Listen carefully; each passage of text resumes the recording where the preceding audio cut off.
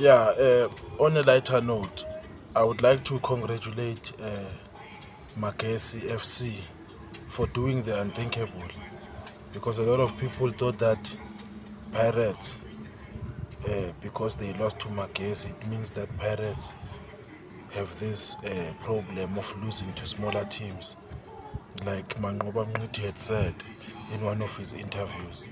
One thing I've realized is that every time Manqoba Mngidi says something negative about Orlando Pirates, he pays immediate consequences for that. So I think that is a lesson for him too. As much as he gave advice to Hugo Bros to focus on his house, I think Manqoba Mngidi also needs to focus on his house. Orlando Pirates is not a club that you can speak about anyhow. Congratulations to Magesi. Ziyakhala manje.